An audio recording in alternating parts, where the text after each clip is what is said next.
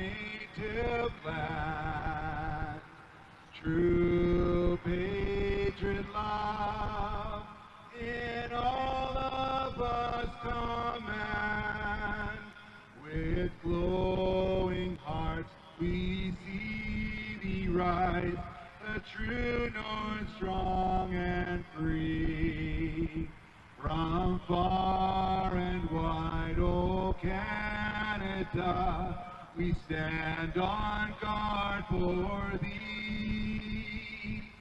God, keep our land glorious and free.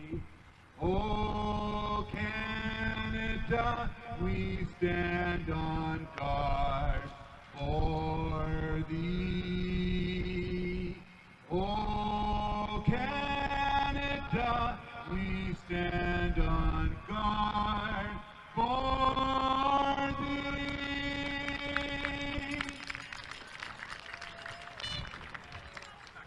Final weekend of September, and the playoff race is well underway here in the Canada West Women's Soccer Conference. And both of these teams here today have high aspirations. They want to go deep into the postseason, and where they finish in the standings will certainly have an impact on that mission, no doubt. You may be wondering, you're looking down on the field, you say, I thought the Huskies were playing this game. I don't see any green out there. Well, the Dogs sporting some special kits here today on Play for a Cure Day here at Griffiths. So the sky blue and white kits, special for today only. They are going to be auctioned off with money, proceeds going towards the Canadian Cancer Society. Of course, raising funds, raising awareness as well for cancer research. And this is an annual initiative that a lot of the Husky teams, if not all of them, do take part in various forms. And so that's why you got the Huskies wearing those beautiful blue kits. And they have name bars on them as well, because if you're going to bid on a jersey, you want that player's name on it too, Lee. So really nice touch for the Huskies, and they look pretty sharp. Yeah, I like the name on the back of the jersey. I got my eyes on a certain number 10 in Alyssa Dagnoni, fifth-year superstar, scored a ton of goals for the Huskies. So I'm going to go take a look at that auction table later today. Absolutely. If perhaps some reason you have to be watching right now, but you're going to be in the stadium before the end of this game, you can visit the table and look at just inside the gate where you can bid on those jerseys. Unfortunately, I don't think there's an online component this year to the auction, so you kind of have to be here to bid. But maybe if you got a connection with the team, maybe you want to text someone that you know who's linked with the Huskies and say, hey, put in a bid for me. You know someone who's here in the stadium today, and I'm sure they would help you out with that as well. MacEwan, of course, in their traditional maroons here on this Saturday, and I mean, couldn't ask for a much better afternoon weather-wise. Joked about it, rarely getting sort of that sweet spot of weather, but even the breeze has just died down a little bit since I arrived at the stadium about an hour ago. We've got a temperature of 21 degrees at kickoff, and the wind a little bit breezy still, 18 kilometers an hour from the northwest. So, but I mean, pretty close to a picture-perfect day here for some Canada West women's soccer as we are getting into the second half of the season. Your starting 11s for the hometown Saskatchewan Huskies. In goal, as usual, Kaylin Roberts, number 1 for Saskatchewan. She's been carrying the mail all season long.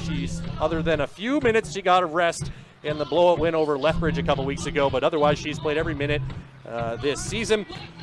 The center backs, Georgina Ganitzos-Clark and Anna Oliver, with Taryn Isaac coming off the bench today. Jenna Stacy and Teela Cox are the fullbacks on the outside, left and right respectively.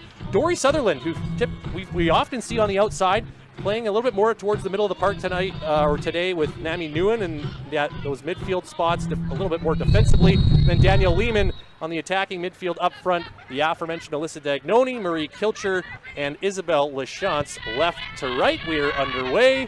Glad to have you alongside here on a beautiful Saturday afternoon in Saskatoon. Let's take you through the starters for the MacEwan Griffins as well. Certainly a very good team that won 10 games last year and already have 5 on their ledger through 8 matches this season.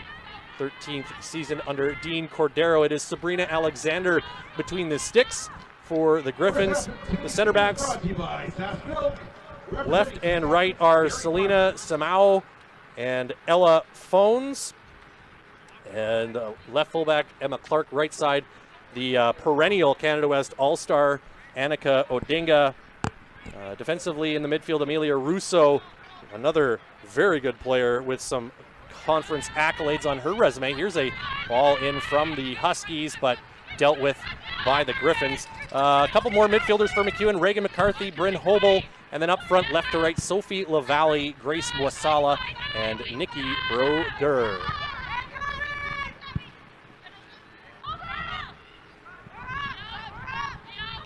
Georgina Ganitzos-Clark will play it back to Roberts.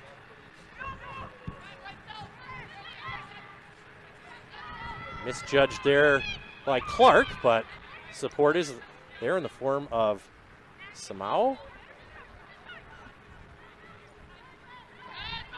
Huskies really bringing the pressure. Here's a chance, but a shot blocked. Now the flag up for offside, as Kilcher was in the middle of everything there. Well, Huskies are off to a flying start on the front foot. They're really pressing the defenders, and right there, nearly a turnover, but the offside flag saved MacEwan. Huskies coming off a pair of wins last weekend in Manitoba against the Bisons. 3-1 and 2-1 the scores there, although the second game there, the Manitoba goal, a little bit spurious, shall we say. We'll get to that later on, but didn't affect the outcome, so that's the good news. That those 2 wins allowing the Huskies to get back to the 500 mark. They have their other 2 wins against Lethbridge here at home. So Saskatchewan coming in with a 2-2 record at home, 2-2 away. Very symmetrical season so far for the Huskies in a lot of ways. This is Dagnoni. Sutherland scored her first career goal last weekend in Winnipeg. Out wide now. In for a great first touch. A shot good. Stop by Alexander. Danielle Lehman had some space to operate there. And you're right, Lee, the Huskies look determined to take this game to the Griffins early. Yeah, great start from the Dogs. Early chance there, Danielle Lehman. Great little shot, tested the keeper. Griffins playing just their third away game this season, and they are winless in their first two. All 5 of their victories coming at home. In one of their two, they play in 2 different home venues. The Edmonton Soccer Dome, but they also play games at Clark Stadium in Edmonton. So either one of those, both of those have proved to be good places to play this season for MacEwan. Here's a ball blocked by Dagnoni. Outraces Alexander, who bobbles. Dagnoni in front, and that's cleared away by Simao. Nervous moments there for Sabrina Alexander and the Griffins defense, but they get away unscathed, and now Odinga working it down the right side. Cutting it in, there's Roberts. Had to contend with LaValle, but did well to handle that shot, or cross, whatever you want to call it. Now this game's got a good feel to the start of it. It was a 1-0 Griffins win a couple weeks ago. In fact, that road trip proved to be a tough one for the Huskies as they lost both their games in Edmonton by 1-0 scores. Headed forward by Danielle Lehman, but we've got an offside flag once again. So aggressive mindset here by the Dogs. And, you know, just getting caught a little bit here on a couple of occasions in the offside position early on. Yeah, Ryan, that weekend in Edmonton was big for the Huskies, and they weren't able to get anything from it, and that just, now they're up against it, really. But a lot can change in a weekend, too, and if the Dogs can turn the tables, because they've got Alberta coming in here tomorrow, so same 2 matchups, they can somehow secure a couple wins this weekend. It flips things pretty quickly. Of course, Alberta is behind the Huskies. They sit in 5th right now, so 2 huge games, biggest of the season so far, without a doubt, for both teams, really. LaChance with a good touch outside for Tia LeCox. Looking for Lehman, but a little off target there is Amelia Russo. Second team Canada West All-Star last season, and a Canada West All-Rookie team member back in 2022 is Russo.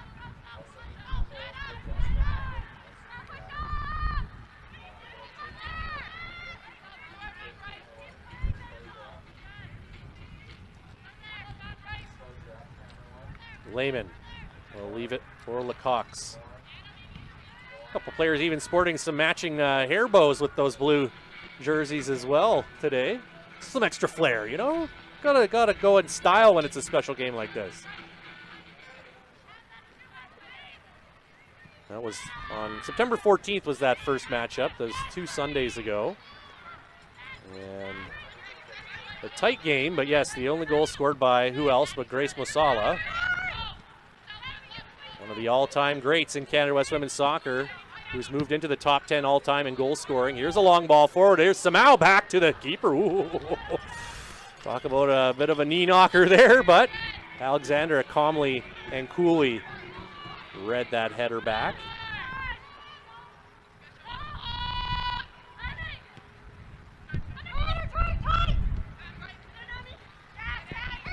Odinga can't stay in possession. It's back to the Griffins back line. Out wide, Emma Clark.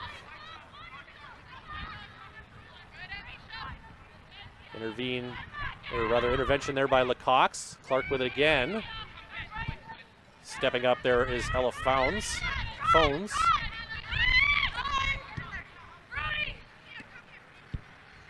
Nikki Brodeur. Can't find anyone in the middle. Oliver clearing that away. Good pace here in the opening 10 minutes. Huskies take it away. Yeah, good tackle by Newen. Dagnoni sizing things up, but not the ball she was looking to produce there. Mitzos Clark with a good first touch to control it. Long ball ahead, but too far for Kilcher. 5 different Huskies scoring the 5 goals in Manitoba last weekend. Mentioned Dory Sutherland getting her first. Now in her 3rd season with Saskatchewan. And that 2-1 win on Sunday, it was the usual suspects, though. Delissa Dagnoni, Murray Kilcher leading the charge.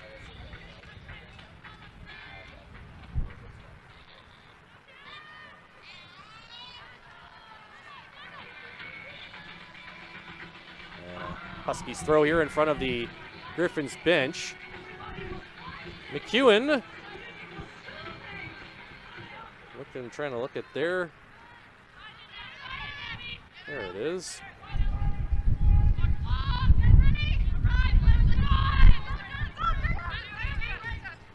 This is Brodeur.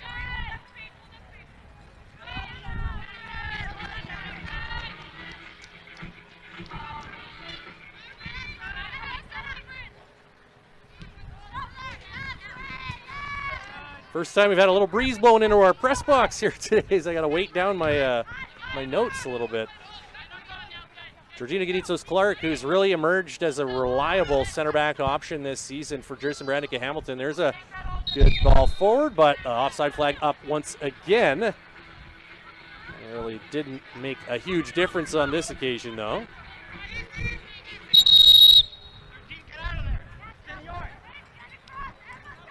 Who's our officiating crew here today, Lee? That's your favorite referee in the middle, yes. Miguel Carrillo. He's done a number of games this year. Or is it Miguel Cabrera? Right. You tell me. Yes, Miguel Carrillo. We love Miguel Carrillo. Yeah. So Miguel's in the middle, and we've got Nicolas Calabria as the first assistant on the far side, and Samuel Diego on the near side. Full Saskatoon crew for this one. Vitaly Olinichenko is our 4th official. Very experienced crew here today. Dagnoni can't pick out Kilcher. Given away. Nguyen's going to try from distance, but that's well wide. And that took a deflection, though, so it will be a Huskies corner. Griffins coming into town here on the back of a 4-game unbeaten run. And the last match was I have to think, although I didn't watch it, but highly entertaining. It had to be when you have a scoreline like this, 3-3 tie against the Calgary Dinos, who are the top team in the Prairie Division. And they beat Mount Royal 3-2 prior to that. That was last weekend. Here's the ball in. Still posing a bit of an issue. Ganitzos-Clark tried to just drop that down into the 6-yard box, but easily handled by Alexander. So yes, the Griffins with six goals in their last 2 games. And in fact, 13 in their last 4 matches overall. Like prior to that 1-0 win over Saskatchewan, they defeated Regina 6-0. So Griffins are on a pretty good roll right now. Here's the ball forward for Bryn Hobel, but picked out there by Anna Oliver, the always reliable anchor in the back for Saskatchewan.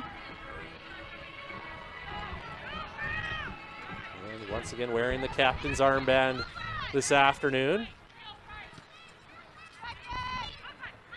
Yeah, you said it. Griffins are the hot team coming into the weekend. Those 6 goals split between the top 2 teams in the Pacific, scoring 3, which is Calgary had only conceded 2 up into that match. Kilcher now. Get some separation on McCarthy, and she'll press it out wide for Tia Lecox. Into space goes Lecox on a bit of a run here, but pushed that ball just a little too far out in front of her. Sutherland in support. Wins it back. Lehman was trying to connect with LaChance on that right side. Griffins defend, but they didn't put it into touch, so we will have a Huskies throw on that far flank.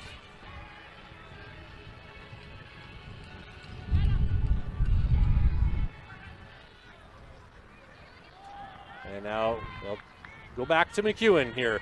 Griffins' all-time conference mark against Saskatchewan since going back to 2014. Of course, MacEwan hasn't been a Canada West member for terribly long, at least compared to some other schools, but 6-2-3 overall in the 11 conference meetings. However, the Huskies actually have a 2-1 edge in playoff meetings, and it's been some historic, in a sense, some pretty milestone meetings in the postseason. In fact, they've met twice in the Canada West bronze medal game, and each won that contest once.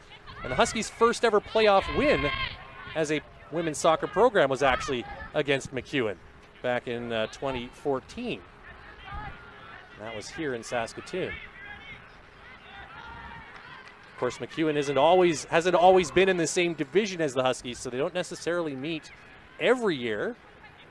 This year, they are divisional foes. Here's Sutherland trying to carve it in. It's a good ball. Dagnoni blocked. Another chance of that pinballs towards the corner flag, and this will be a goal kick. That's why Dagnoni was racing after it, trying to keep it alive.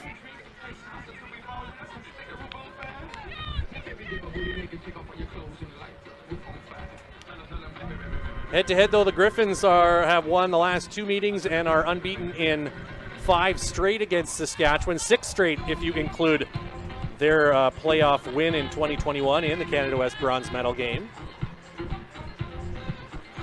But as I mentioned, they've never won here in Saskatoon. They are 0-3-1 all time in Saskatoon. Last meeting, though, here was a 2-2 draw. That was the first weekend of the season last year.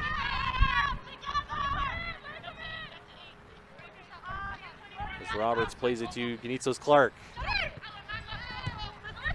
Dagnoni into space for Nguyen.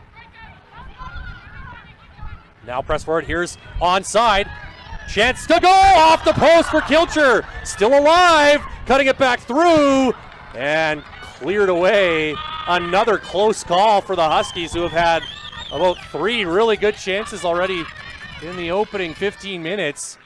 That's the closest so far. Kilcher puts it right off the post. We've got a foul now against the Griffins. Just a little bit of a word of caution for Bryn Hobel, who committed that foul.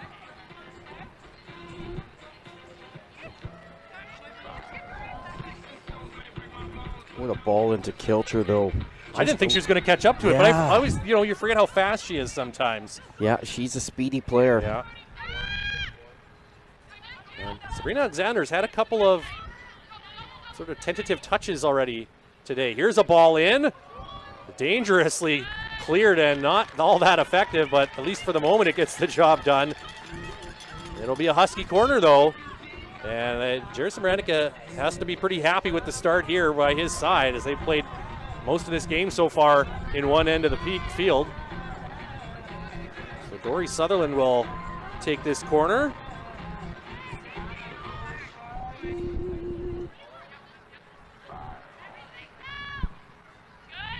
Looking at the back post. Finds a head, but dropping nicely for Alexander. And a little bit of jostling going on after the gather by the keeper. And yeah, Marie Kilcher now getting a little bit of a warning from Miguel Carrillo. Kilcher's been a bit of a pest up there. There she's called on not allowing the goalkeeper to get that ball clear when she's had her hands on it. The Huskies do not have a reputation as a sort of, under your skin type team. In fact, they won the Fair Play Award last season in Canada West. But I would hazard to say that they could maybe stand to add a little bit of sandpaper, a little bit of attitude to their game. If they stay on the right side of that line, I don't know that would be a bad thing. Yeah, and we're seeing a little bit from that from Marie Kilcher, number 13, which I think this game needs some of that against the Griffins here. And so far it's been working well, and Huskies have almost drew first blood. Selena Samau out wide for Clark.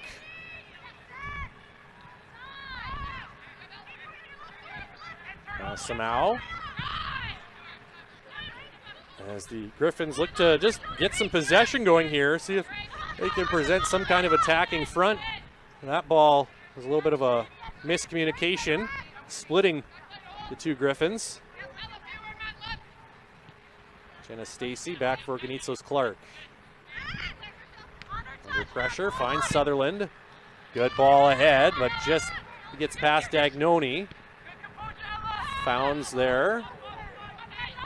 Plays it back to the keeper, Alexander. Third-year goalkeeper, Sabrina Alexander, made the Canada West All-Rookie squad 2 years ago.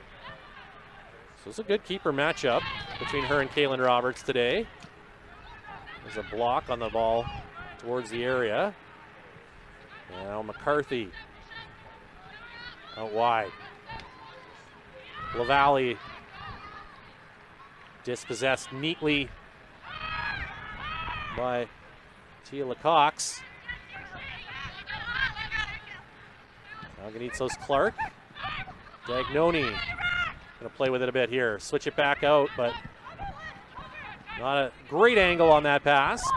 Taken away and now swung out here, but too far for Nikki Brodeur. Nutrien is proud to partner with Saskatchewan Husky Athletics as the leading provider of crop inputs and services. Nutrien's business results make a positive impact on the world, and their higher Jenna Stacy, Tila Cox with the matching hair bows. They're going to be doing a lot of running on the flanks here today. You even look at the starting 11 diagram formation that I'm very grateful that Huskies assistant coach Amy Prokop will text me the graphic before every home game, and they literally put arrows in front of Jenna and Tia to indicate that they're going to be moving up the pitch and not staying home as defenders.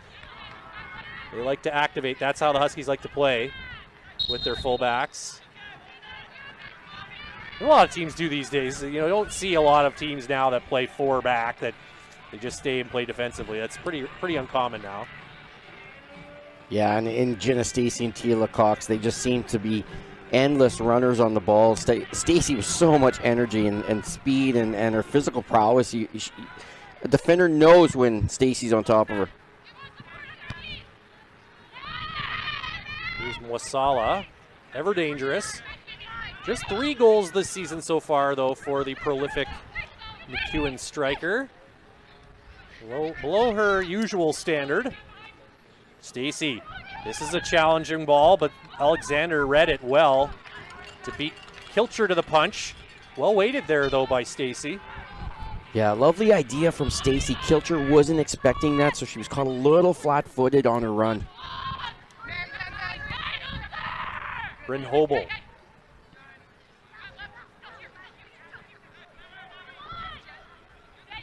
Mentioned Wasala and prolific goal scoring. Well, go back to 2022 and she scored 15 goals. Was a first-team All-Canadian. Her resume is very impressive. And even though she's only got 3 this year, she can pop off at any moment, at a moment's notice. Sutherland, well defended. And it was Mwasala with the lone goal back on September 14th that beat the Huskies. That's right. That is her own lone game winner of the 3 that she scored this season. She has 11 game-winning goals among her 34 in a Griffins shirt, now in her 5th and final season. Just as I touched on earlier, now an all-time top 10 goal scorer in Canada West Women's Soccer. Wow, 34. Yeah. That's 10 more even than Alyssa Dagnoni has, actually 11 more than Alyssa Dagnoni has. As, of course, we know the Huskies all-time greats in terms of goal scoring. We've got a free kick here upcoming from the middle of the park off that foul. And Newen, instead of playing the long ball, will swing it out wide. LaCox will cross it in to the top of the 6. And Alexander finds it. Just about halfway through this opening 45. Glad to have you alongside here on this Saturday afternoon. First of 2 for the Huskies. First of 2 for the Griffins as well. They'll be in Regina tomorrow, doing the Saskatchewan tour, as teams do. Stacy trying to play it down the rail for Dagnoni, picked out by Odinga. And that is a player that you're not going to get a lot past, Danica Odinga. You want to talk about a resume. Well, 3 straight Canada West All-Star selections. First team the last 2 years, actually all 3 years. She was an All-Canadian in 2022 as well. So it's interesting to watch the chess match here as the Huskies are almost trying to work on that side a little bit right now, with where Odinga is, as you can see, right just on the near side right now. Making her 62nd appearance, another very experienced player. Another 5th year in this Griffins lineup. A lot of experience on both sides here for these teams. They're no stranger to each other. Here's a dangerous ball, but Musala couldn't control it.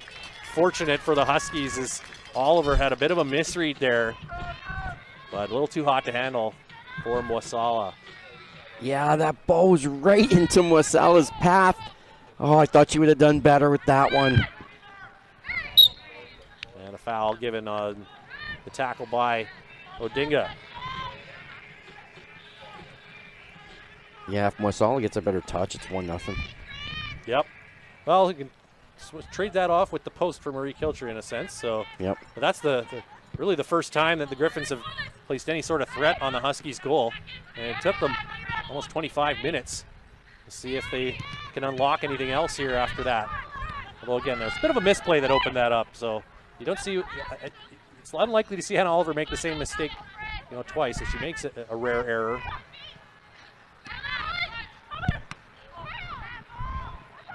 Griffins want a handball, but play on, they say. And back it goes to Roberts.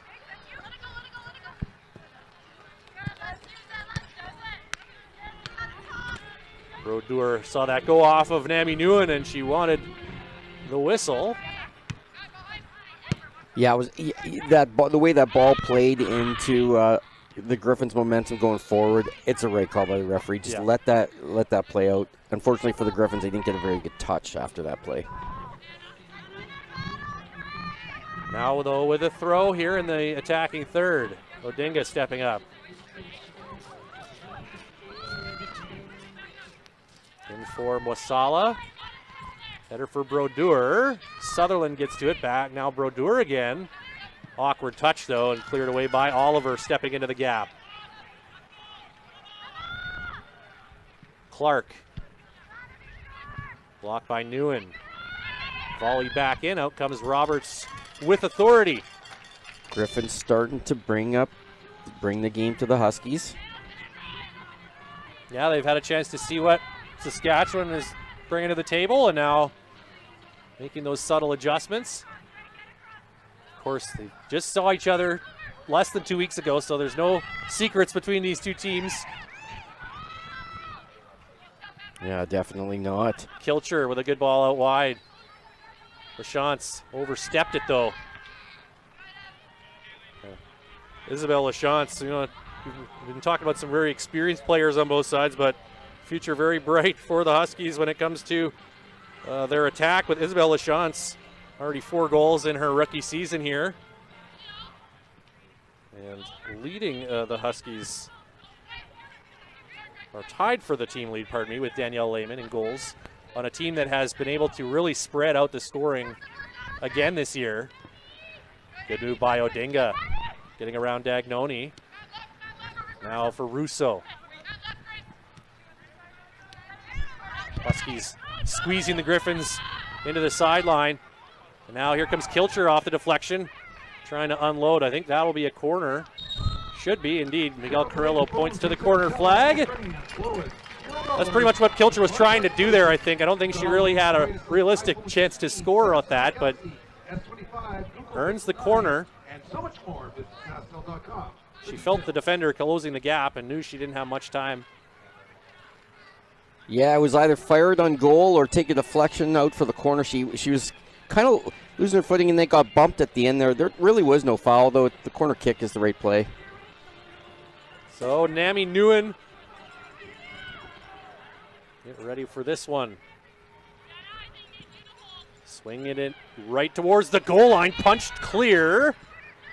And it'll be a goal kick off Tia Lecox. That's exactly what you want from your keeper. Sabrina Alexander outreaching everyone, just getting that fist on the ball to deflect it over and passed out to safety. Not not the most physically imposing keeper that you will see in Sabrina Alexander, 5'8" in that net.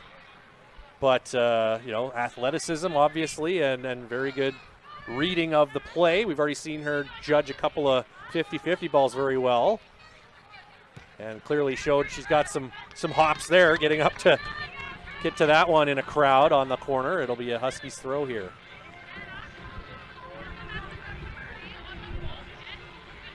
Alexander out of the St. Albert Impact program in League One, Alberta. Jasper Place High School in Edmonton.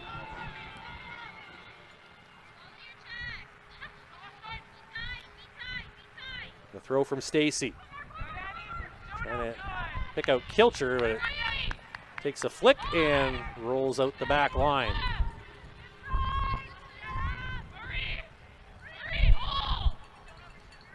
We've got some extra bells and whistles on the broadcast today. Really cool. We got a bunch of, well, a couple at least new camera angles for you, and some graphical elements as well. We've got a full-on broadcast going with a whole bunch of extra equipment in the booth today too. It's fun. We got more people around. It's the whole thing as we're prepping for a big football game next weekend here at Griffiths Stadium. A pretty good-sized crowd too. Always good to see that any day, but especially on a charity game day like this for Play for a Cure. Good touch there by Lehman, right down for Sutherland. Dagnoni trying to cut it back. Well defended by Odinga. Showing her all-star pedigree on that play. Now falls down awkwardly. That was almost like an inadvertent collision there. Kind of got blindsided. Looks like she'll be okay though.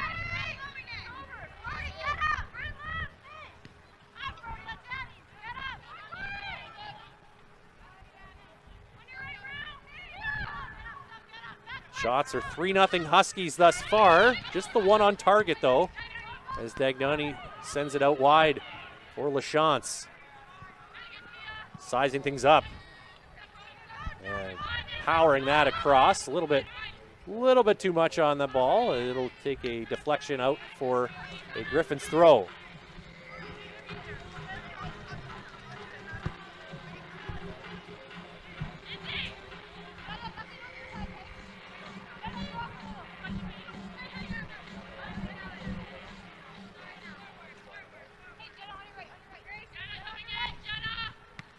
Odinga in for Mwasala. Up ahead, Hobel. Huskies have numbers back. And Oliver guides that over to Roberts.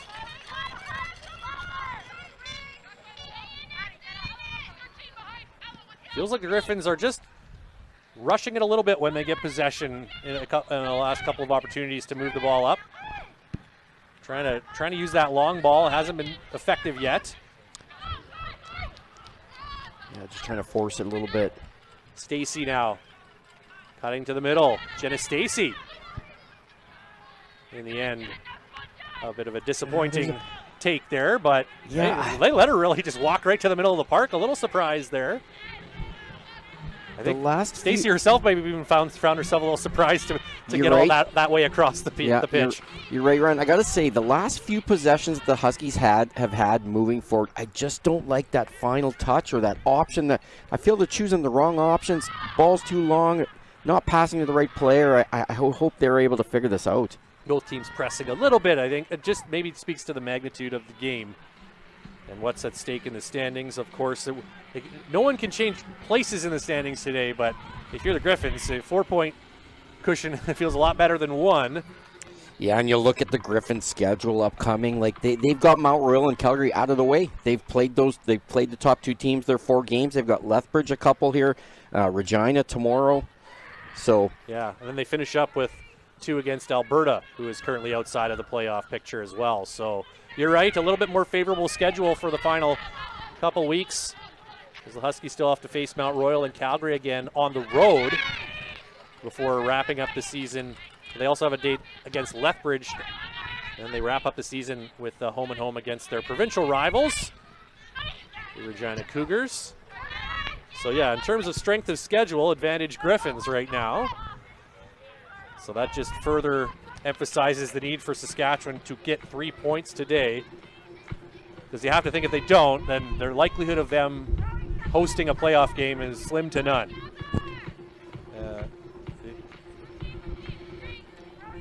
And that's the fact of the matter, you're right. And I gotta correct myself, the Huskies are done with Lethbridge. Of course, they played them twice. They've got Alberta tomorrow, next weekend into Calgary to take on the Dinos and Cougars, and then the Thanksgiving weekend bye before that home and home with Regina, October 17th and 18th. So really, if you look at it, the Husky season is this weekend. Next weekend, that will decide it. That'll decide. That'll pretty much determine, I think, where they wind up. And certainly their playoff status is not nowhere near assured either, with Alberta just a point behind in the standings, and that date tomorrow looming as well. Of course, they're not looking past that. This one is the one they're focused on, but yeah, these are the big 4 games right now for them. And so far, the Griffins have held them at bay and really not allowed the Huskies to create too many chances. Just the one off the post there, and a few little dicey moments in the box. Yeah, you're right. Other than that one bobble by Alexander and the post by Kilcher, the Griffins have held the fort and really settled in defensively here too. Those opportunities came pretty early. Yeah, they feel more comfortable. But now we're 10 minutes shy of halftime, or thereabouts. And I'm certain, I doubt that the Griffins are playing for a draw, but certainly a draw isn't the worst thing for them today as well. So they can perhaps afford to kind of play a little bit more of a defensively minded game. Ryan, you're exactly right. If they left Saskatoon with the draw, they'd be fine with that. But they're not playing for that draw. But they definitely don't want the loss. But a draw is good for them. I just think you might not see them take quite as many chances. You're right. Because the costliness of the loss, right? Exactly. So that might just inform the mindset a little bit. But you're right. I don't see a team that is sitting back and just content to let the Huskies play with the ball. That's not a recipe for success either. As we were going to have some substitutions, or a substitution here. Or will it be, just the one sub for MacEwan coming into the game will be Kalia Bezzetta, the rookie forward, and she replaces Sophie Lavallee up at that left wing. I believe that's who's going off. Is that a 12 out there, or is that Nikki Brodeur? Excuse me, number 19. So the right side, not the left side, coming into the game. Kalia Bezzetta. So first substitution of the match comes with a little less than 10 minutes to play in the opening half.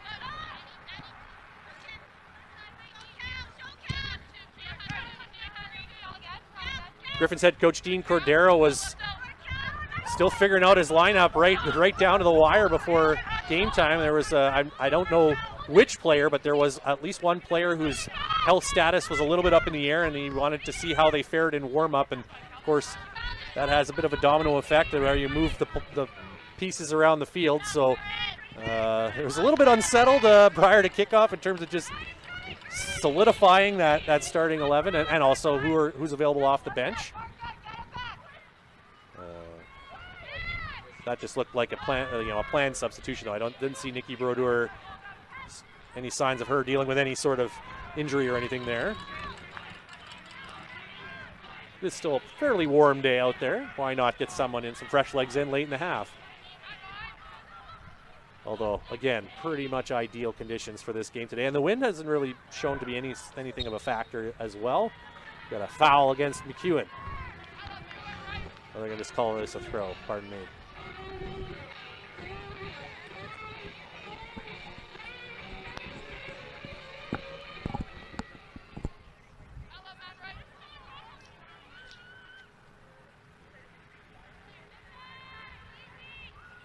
Dagnoni back to Anna Oliver.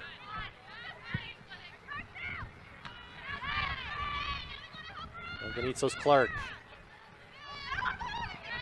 LaChance, who's switched over here, at least for the time being, over to the left side from the right. As the Huskies are trying to unlock something here. Here's LaChance working into the box. Can't get a step on Odinga, who stays with her. But it will be a Husky corner. It's interesting to see if LaChance stays over here for a while for the duration of the half, or will she move back over to that right side? Swapping spots with Dagnoni, though, for the moment. Now, with the corner coming, LaChance moving back over to that far side. Yeah, Dagnoni and LaChance mixing things up, but credit to Odinga, well played on that defensive move there. Sutherland. Just off the head of Tia LaCox. Huskies have plenty of speed on the bench here, too. They can deploy going forward. Cheyenne Lehman, Madison Mayert, just to name a couple. Interesting to see how Jerson Baranica Hamilton deploys his subs today. As there's been a lot of changes from game to game in the starting 11.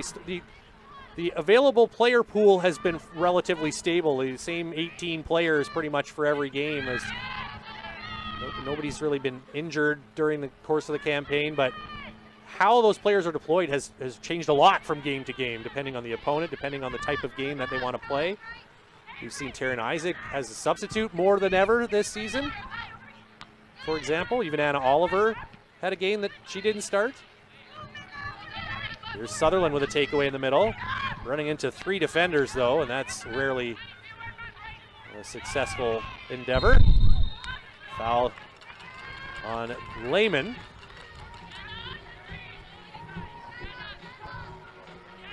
And even today, we mentioned it off the top, Dory Sutherland, we're used to seeing out on the flank, but playing more in the middle today. Yeah, now she's a defensive mid partner with Nami Nguyen. Dangerous looking approach here by the Griffins, but the Huskies deal with it pretty quickly. And now Kilcher all by herself, trying to break down Samau. And Selena Samau makes the play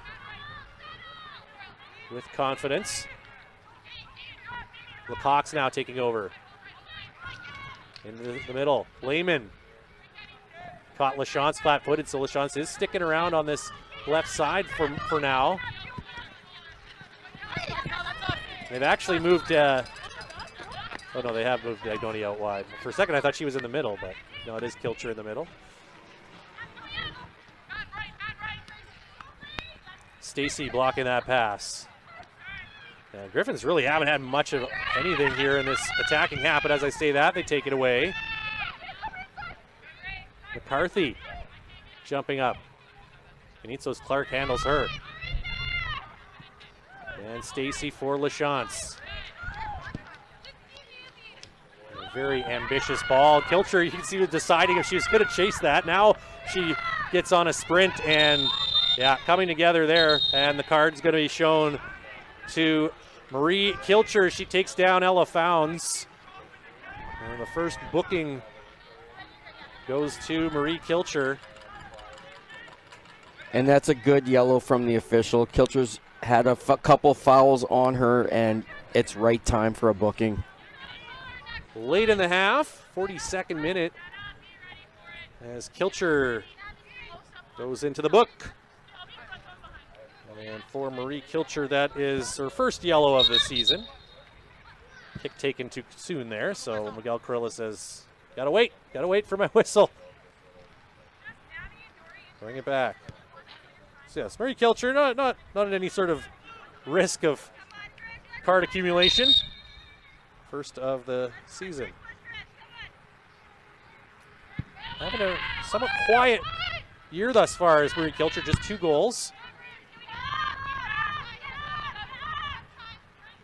But she did score last weekend against Manitoba.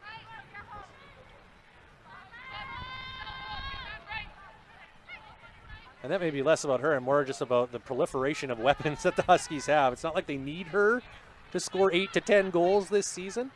Yeah, they just spread the attack around. Yeah.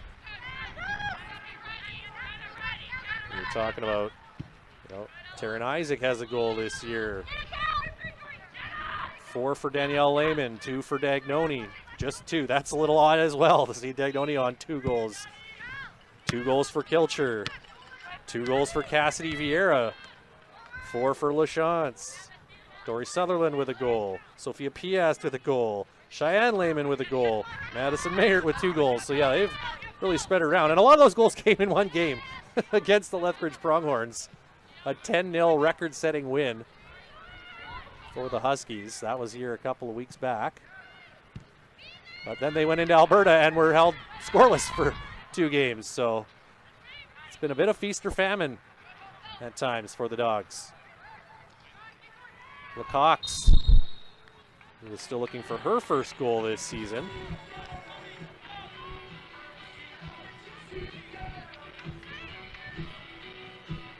Free kick coming here as we are about 90 seconds away from full time in the first half. Imagine we'll have maybe 1, maximum 2 minutes of stoppage time here in the first half. Pretty free-flowing opening 45. Just the 1 substitution and no goals to speak of. 1 yellow card. Nguyen steals that pass. Kilcher popping it forward, looking for LaChance, but Odinga is back. I don't know that the Huskies are going to find much on this side against Odinga. They continue to keep coming down this left flank, though, and Odinga has been near perfect.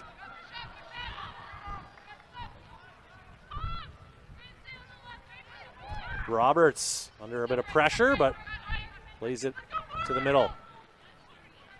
Kilcher reached out and then thought better of it. She's like, I got a yellow, better not grab That's her. right.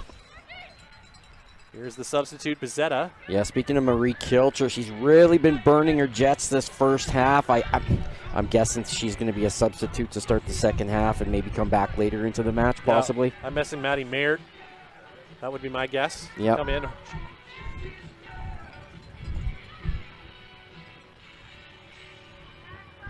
Although you could put Cheyenne Lehman in there as well. I'm sure we'll see both of them today. Yeah, no doubt.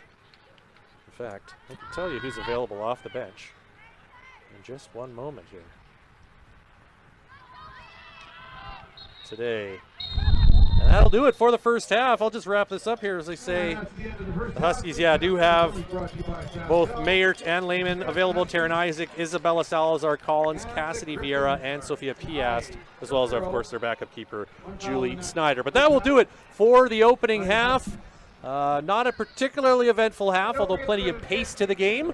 But we're still waiting for the icebreaker here as we are scoreless after 45 minutes of play in Saskatoon. We'll step aside for halftime, be back with the second half as you're watching Canada West Women's Soccer on Canada West TV. The Sask Lottery's athletes of the week are football's Daniel Weave and cross country's Morgan T. Daniel Weave helped the Huskies secure a crucial win Friday night against the number 5 ranked Regina Rams. The receiver hauled in 8 catches for 155 yards and a go-ahead 60-yard touchdown in the fourth quarter to put the Saskatchewan Huskies ahead of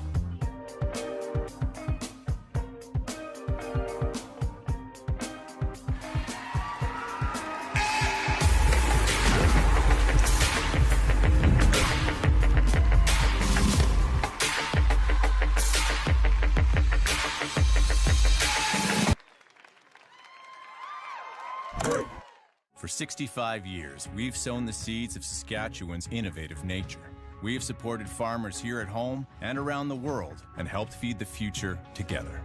Today, Nutrien is the province's largest private sector employer and the largest producer of potash in the world. Join us as we celebrate 65 years of potash production, as well as the hard work and dedication of the people of Saskatchewan. From Saskatchewan to the world for 65 years. The University of Saskatchewan changed this province and the way the world sees us. Our next chapter is now here. Help us create a brighter future. We can't do it without you. With our vision and spirit and the generous support of our community, we will make the world a better place. Together. Together. Together. Together. Together, we will be what the world needs. Give to the campaign for the University of Saskatchewan. Welcome to Synergy Credit Union, your trusted financial partner right here in Saskatoon. From savings accounts and home loans to supporting local businesses and investing in our youth, we're here for you every step of the way. Plus, with convenient digital banking and a local member contact center, managing your finances is easier than ever. Come visit us. We're here to help.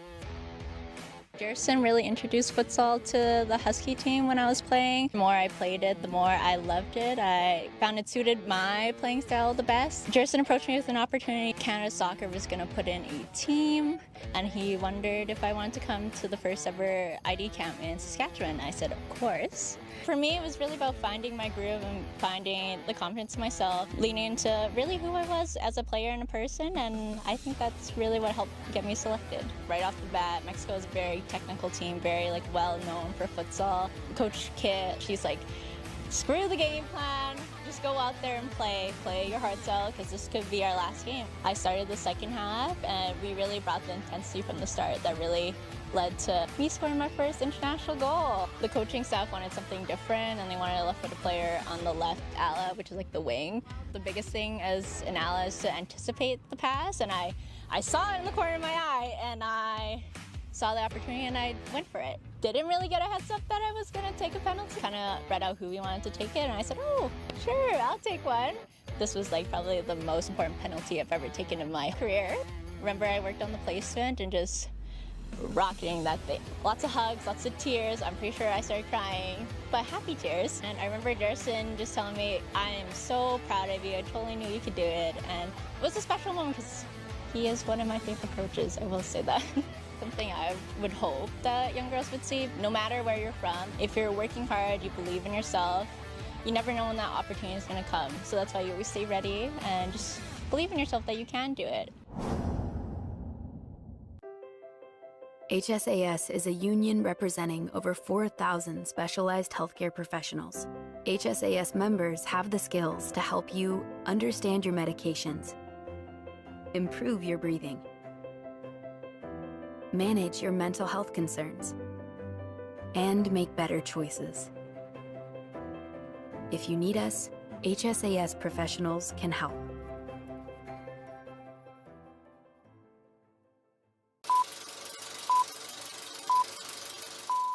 For the majority of my youth career, I was coached by males, I trained with males, I was often the only female on my team. So I think it's really important for there to be female representation in sports at a high level, because I honestly didn't know what there was out for me until I got to later years in high school.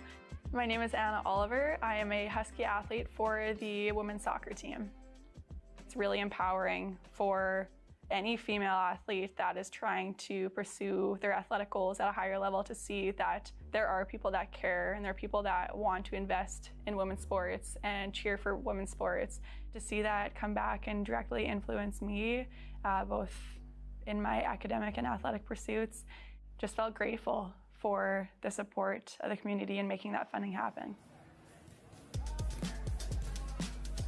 We've seen this past 2 years, what happens when you give the funding and the recognition women's sports deserves, how many people go to games and how widely these games are watched. And it's really painting a picture for young female athletes of where they can be if they put their mind to it and they keep working hard at it.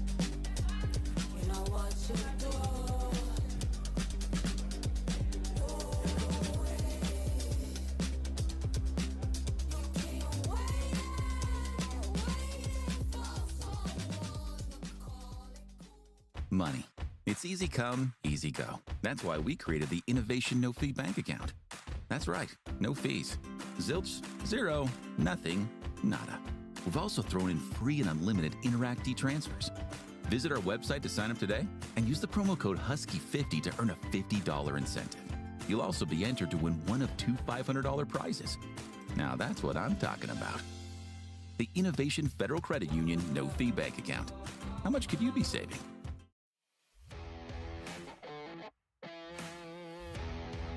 To be identified nationally was kind of intriguing. I feel like that ship had kind of sailed for me. So yeah, when we got the original call to go to Montreal, I was like, oh, again, this is just a fun experience. I remember I was sitting on my couch the night that I had got the call from national team head coach, and he was like, oh, are you busy these days? You made the national team. And I just was kind of at a loss for words. Being this far out of Huskies, able to be able to have this opportunity was super, super cool. So I have never obviously represented my country and then got to play the States, but I feel like it's kind of an unspoken thing that we just have a rivalry with them. It was a little intimidating. Their budget for this project was $40 million. Ours was, I don't even think we had a budget. They kind of expected themselves to win. Very intense moments. And then there was a couple minutes left and I ended up scoring the third goal to just kind of put the nail in the coffin.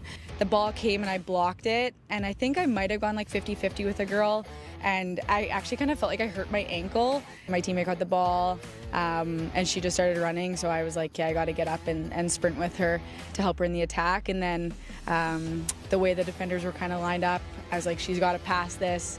Just a perfect pass, and I just kind of bent it in around the goalie. Being flooded with messages from home of people saying how proud they are and that they can't believe we did it. And yeah, moments that you don't really think about until you see pictures. But if we do nothing else this tournament, just beating the U.S. and scoring that goal against the U.S. felt pretty good. I grew up here on this farm. I'm a fourth-generation farmer. I love taking care of the cows. I know quality of milk that's leaving my farm. Sask Milk is checking to make sure that the product that farmers are sending is of the highest quality.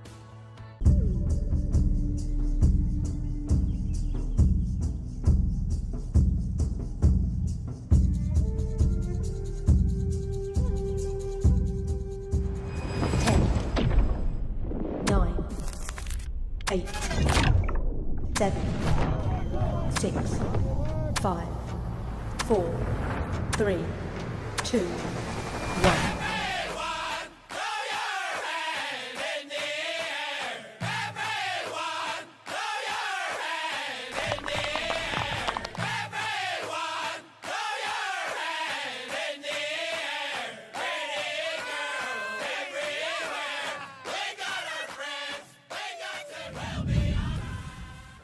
For 65 years, we've sown the seeds of Saskatchewan's innovative nature. We have supported farmers here at home and around the world and helped feed the future together. Today, Nutrien is the province's largest private sector employer and the largest producer of potash in the world. Join us as we celebrate 65 years of potash production, as well as the hard work and dedication of the people of Saskatchewan. From Saskatchewan to the world for 65 years.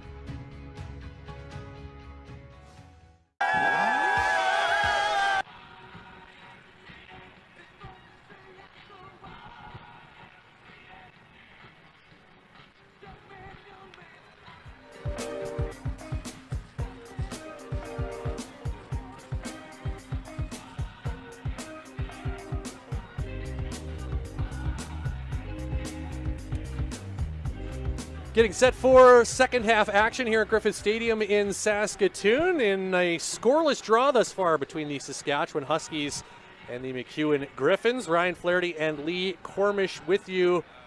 The first of two games this weekend here at Griffiths, and a bit of a chess match, if you will. I feel like we overuse that term at times, but it really was, both teams kind of probing a little bit. The Huskies tried to get out to a quick start in the first 10 minutes, Lee. It didn't. They weren't able to find a goal, and then the game really settled in after that. Griffins really didn't have much in the way of chances. The Huskies had one shot off the post. Is the closest they've come.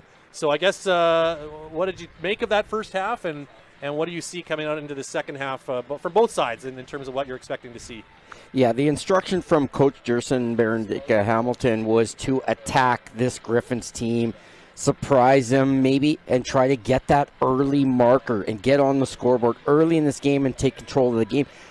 MacEwan Griffins, they weathered the storm. They handled that first 10-15 minutes, and then they started to build up play a little bit from the back. They've been playing it a little bit safe, and they've been rushing it a little bit forward, but they're okay with this scoreline right now. The Huskies won't be. Yeah, they need the 3 points more than the Griffins do. Although, of course, MacEwan wants to get into that top 2 seeding as well. Let's not overlook that, as of course, we do have a moment. We're still waiting for MacEwan to come back out on to the playing surface here. So let's just quickly run you through those standings, because of course we've talked about where these teams are sitting, but just coming into play today, and in fact we do have a couple of games are final already. There was a game last night between Calgary and Manitoba.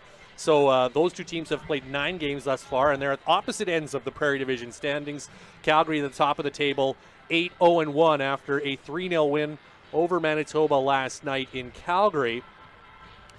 Second place belongs to the Mount Royal Cougars. So Calgary on 25 points, Mount Royal on 19 points with a 6-1-1 record. And then it's MacEwan at 16. So if you do the Griffins and you can get a win today, in theory, you could tie Mount Royal. Now, that being said, to update the out-of-town scoreboard, Mount Royal has secured a 4-1 win today. That is not yet reflected in these updated standings.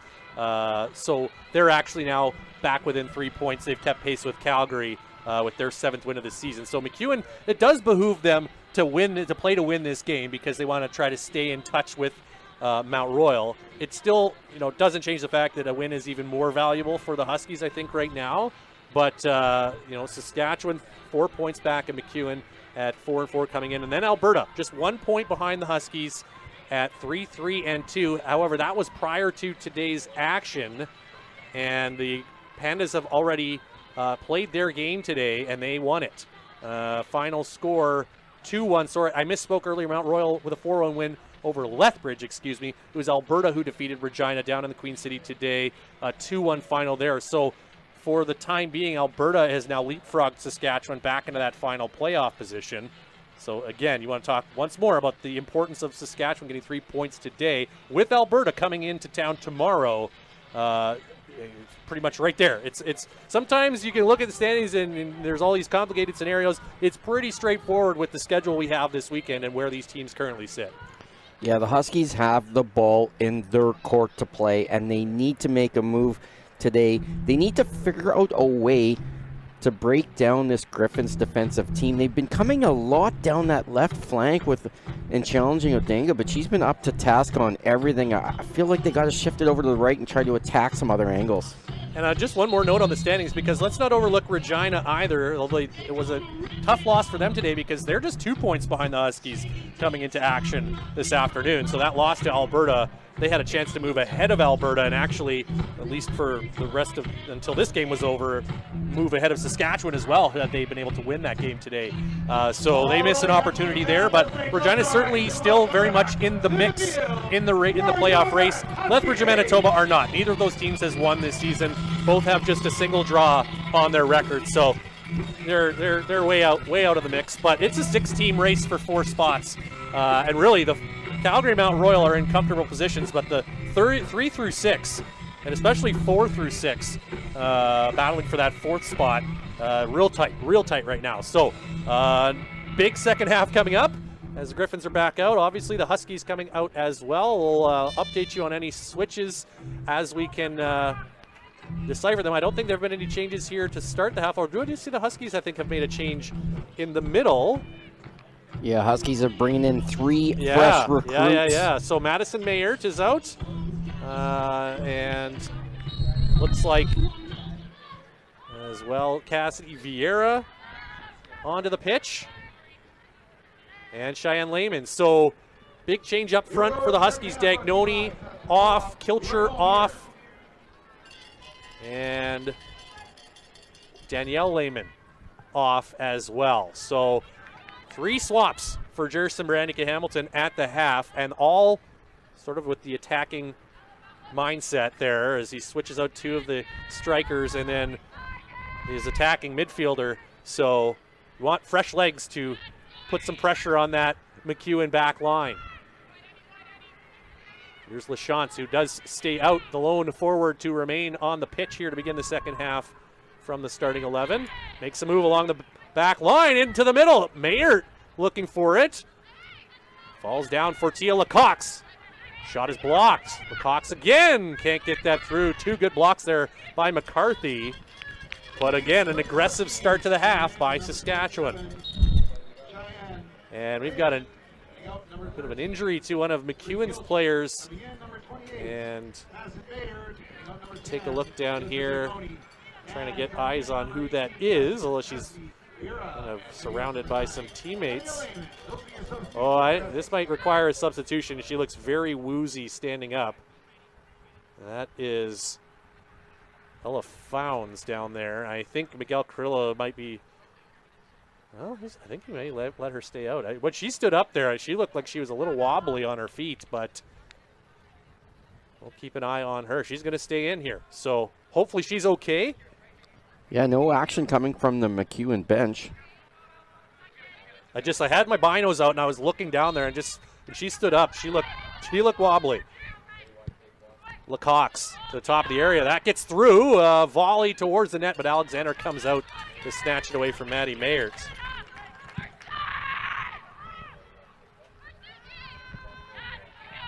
So perhaps it wasn't the head, or maybe she just got winded a little bit there, did Founds. Hopefully that was all it was, or maybe just bumped knees or something. Third-year defender, who is a very reliable piece of the puzzle for Dean Cordero, has started every game this season. In fact, all but 2 games in her Griffins career have been starting in the starting 11.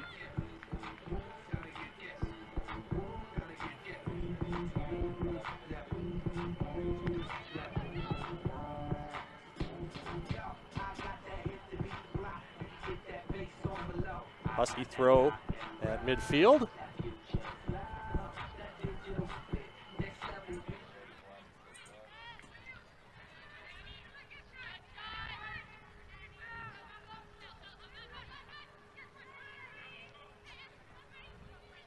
Dogs have had the edge of possession this afternoon, but chances few and far between on both sides here. LaCox recovers for Oliver.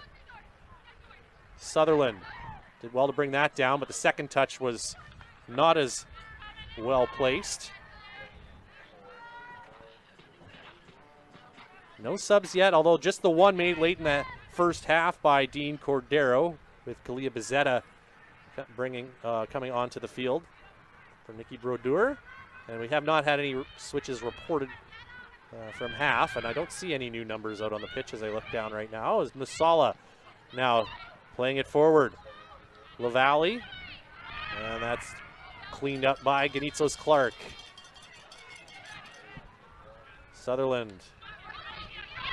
couldn't control it, but following up here is Tia LaCox into space, now out wide. Here is Madison Mayert.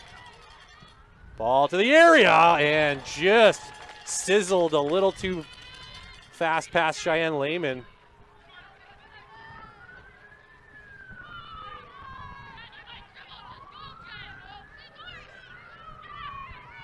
We'll see if the Huskies can benefit from the fresh legs out on the pitch. Onside is LaChance. Carving it in! Huskies goal!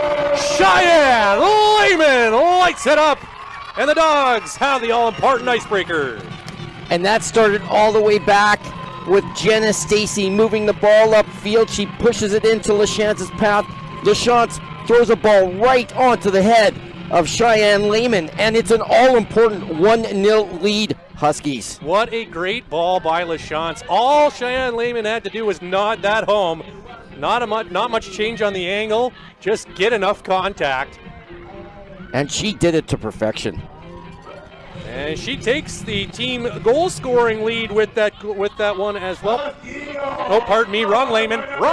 Her second of the season, and now Madison Mayer with a steal. Looking for a quick strike second here. Lehman into the box. Chipped on by Lehman, but there is Alexander with an important save. Lehman nearly scoring twice in a minute. That was a good ball by Mayer. That was really her only option. All right, Ryan, let's see how this game changes now that the Griffins are down. Exactly my thoughts. Not like that's a not that that's a rare take at all, but yeah, absolutely. This is, you're going to have to, if you're MacEwan, this is change up something here, because certainly, even though we talked about the fact that they, I don't know, would be happy with a draw, but would be more satisfied than the Huskies with a draw today. But a loss is certainly not something that they have any interest in taking out of this game. Yeah, it really tightens up the standings and really makes it a 3-14 battle for those final two playoff spots. I mean, I'm Captain Obvious when I say no team wants to take a loss, but you get the point. You get what I'm trying to say very inelegantly. But you know what? If the Griffins are going to come back, they need to get something, because they have not had a single shot yet today. Not a shot at all. Not a shot on goal. Not a shot off goal. 0 shot attempts. Closest they've come to any sort of chance was a ball that just missed Grace Wasala as it was misread by Anna Oliver. And Wasala, had she been able to take it down, would have had nothing but space between her and the keeper, but didn't control it. And literally that's as close as MacEwan has come to threatening the goal so far today. So they'll have to change it up. And it's interesting as we're talking about the fresh legs, but it was the one forward who started the game still out on the pitch that actually created that goal with her speed, or at least helped create it. Now here comes Mayer, but out comes Alexander. Shots are 8-0 Huskies and 3-0 on target. They've also had 4 corners, and the Griffins have not had a single one. Huskies flagged for offside 3 times in that opening half. Would it surprise you to learn that the Griffins did not run afoul of an offside at all? The foul is 5-4 MacEwan. 1 yellow card so far. That was against the Huskies' Maria Kilcher. So those are the stats so far, basically from the first half, although add a shot and a shot on target for the Huskies. Make it 2 shots on target in the second half already. Long throw in, cleared away as far as Nami Nguyen. By the way, the goal officially in the 50th minute by Cheyenne Lehman, her second of the season. Here's a nice ball into the area! Just sent wide by Vieira. Well, the Huskies are finding some openings in this Griffins defense all of a sudden. And, you know, all the praise for Odinga. That goal came down that side. You're right, it did. I'm not singling her out like it was her fault, but as stout as they were defensively on that side of the pitch in the first half, Huskies keep chipping away, and Isabel Lachance is a very good talent though as well. That's a great matchup between her and Odinga. Here's another ball into the box, and suddenly the Griffins are under siege. This is how the Huskies tried to start the first half, but the Griffins did a better job of handling this kind of pressure. Right now, though, they're really bending, and they've already broken once. A lot of game left, though, and the Huskies know better than to think that they've got this one in the bag. But the Griffins do seem a little rattled by that early goal here. Yeah, they do. They find themselves on their heels.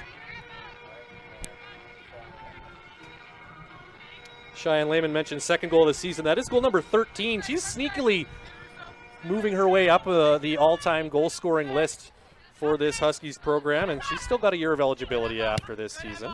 4th year forward, but has just been a steady contributor over the last couple of years for the Huskies, and comes up with some big goals at big times, too. She has a knack for scoring in big moments. It was actually her Olympico late that secured the 2-2 draw against MacEwan here last season. Same end of the park, too, so she must like it down there. Speaking of Olympicos, while we've got a second here, hang on. Well, I'll hold that thought. I know what you want to say. Yeah, you do.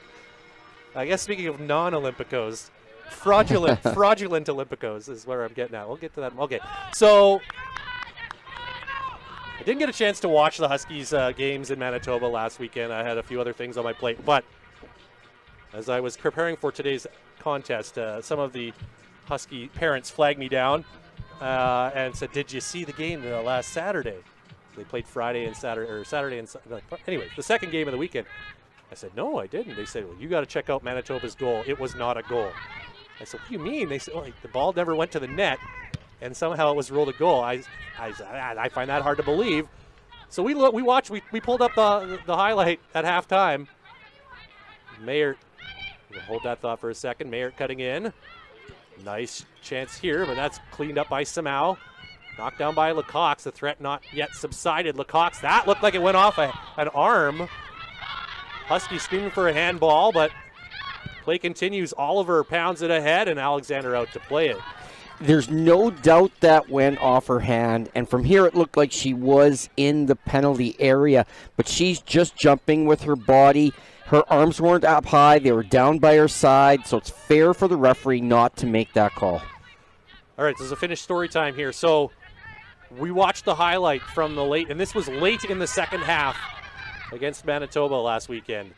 A corner kick that literally dropped down on the back of the net, rolled up the back mesh again, and then landed on the back of the goal frame, and it was called a goal. It was called a goal. And just, I don't know how. Now, the assistant referee was on the far side from where the corner was taken, but literally the ball retriever kid went and scooped the ball up off the back of the net, while the official referee pointed to the center spot. There was a brief conference after the fact. The Huskies, of course, were up in arms. Kaylin Roberts, especially the goalkeeper. She ended up getting a yellow card, was booked for, I guess, for dissent, for her for protest of this goal that wasn't. In the end, it didn't change the outcome, but could have an impact on a tiebreaker, goals for and against. And it also took away a clean sheet from Kaylin Roberts. So crazy stuff last weekend. Meanwhile, back to the action here. And so far, nowhere near, nothing approaching any sort of controversy. It's been a well-officiated game.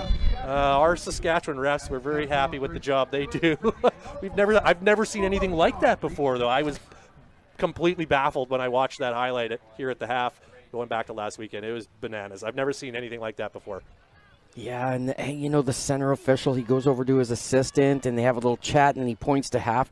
Ryan, I don't know why the official even needs to go over to his assistant. That ball was clearly over the back of the net. And if you're not sure, go inspect the netting to see if there's even a hole that could possibly. Sure, but just even the physical action of the ball was a telltale sign that never it dropped behind the crossbar. And that part was obvious. And we're watching it on the broadcast. It was clear. The assistant referees, they check the nets.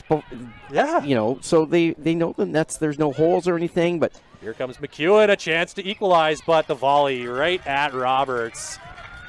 And Hobel can't solve the keeper there, or was that Russo, excuse me, in for MacEwan. The 6 in maroon, burgundy, pick your poison.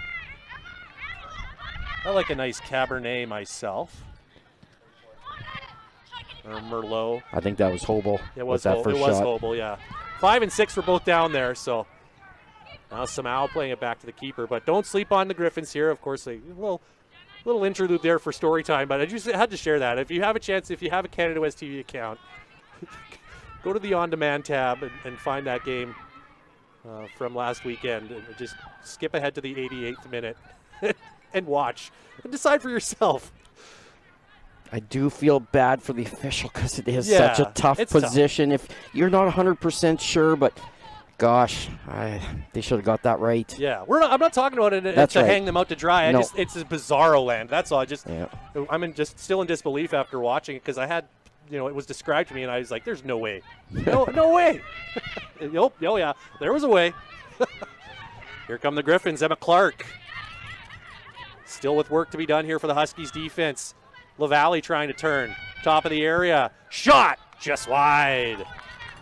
Griffins have picked up their socks here after, sort of being knocked a little bit off stride by that goal by Lehman, but Griffins are growing into it now, and the Huskies have to be mindful.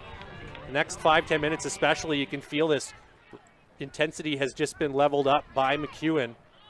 And it has to be because they haven't shown a lot. That's what, their second attempt at goal today? Yeah, it is, yeah. 2 shots now, 1 on target. Just in the last couple minutes, and that's it. So, the Huskies would love to get a little bit of breathing room here. But Emma Clark did so well that turn on the ball to set that up. Bizzetta wins the throw.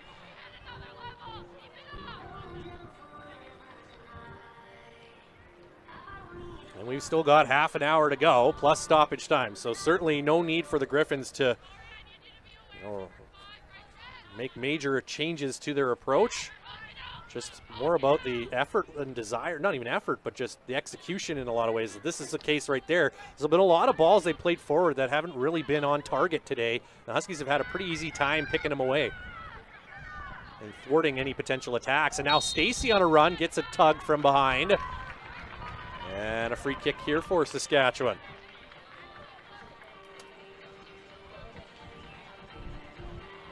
Give Isabel a chance, by the way, an assist on that goal. Of course, on the service onto the head of Cheyenne Lehman. That is her 3rd assist. Give her 7 points now this season to go with her 4 goals. Dory Sutherland from distance, just over the bar. And I mean just. Sabrina Alexander looked a little nervous as that ball was coming, and that nearly dipped in, just touched the bar over. Did just skim the top of the top, sort of the back of the crossbar on its as it dipped down. Sutherland had time to size that up and placed it beautifully. I like this move, putting Dory Sutherland in the middle. She's also got the big body too, so she's very active. And she's very good with the ball at her feet. So just getting her more touches in the middle, I think, is a good move. A wide now sent in. That nearly fell for Vieira. Cleared away. Oliver steps up. Stacy with a player on her back. Every Husky on the bench making sure Jenna Stacy knew that Bizzetta was right there. All in unison, too. That was well done. It was like one united voice from the bench area, the technical area.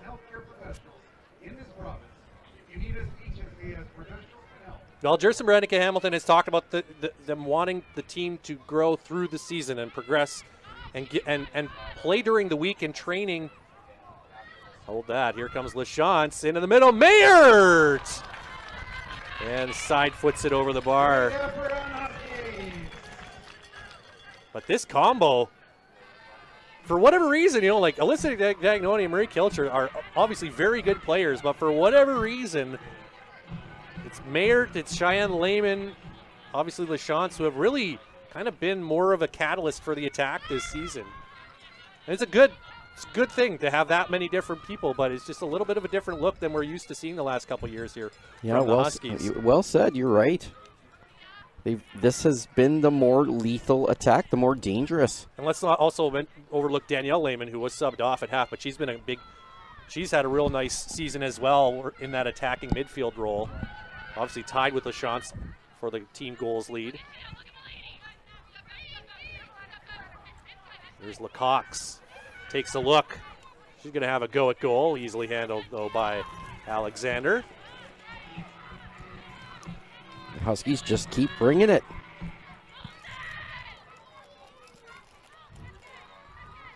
You wonder at what point, I'll just finish my thought I was having just a moment ago there about building through the season and working in the week so that when it comes to big moments in games that they don't have to, rise to the occasion, in Jerson Brannica's words, but that fall to their habits is the sort of the mantra that they have. So that when it comes down to these tight games, that they don't have to find another gear. They're used to it. They've prepared for it throughout the week. And so they've had some, up and down moments through the first half of the season, but it's about building towards that playoff run.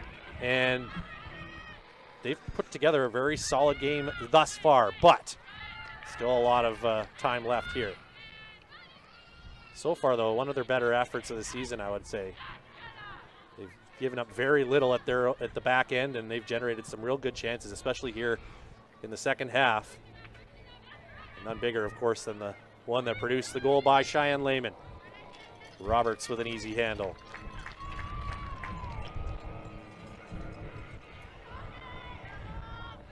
Huskies are up to 12 shots now, 4 on target.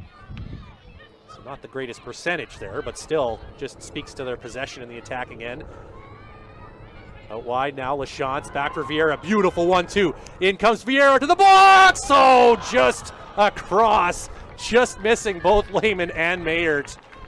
You almost wonder if Vieira should have had a go there. Yeah, she could have struck that, but she did have 2 players out in front of the goal. And somehow that ball just rolled slowly by everyone. Oh, man, it was a bit of a slow motion there, but, man, LaChance and Vieira, the 1-2. And again, working on that left side. They've obviously seen something that they're trying to and have already been able to exploit once. And I mean, as good a player as Annika Odinga is, she's just one player. You know, it's not up to her alone to stop these attacks down that side. We just, you know, her resume is so impressive that it's somewhat surprising to see them working on that side of the field, working against her side of the field.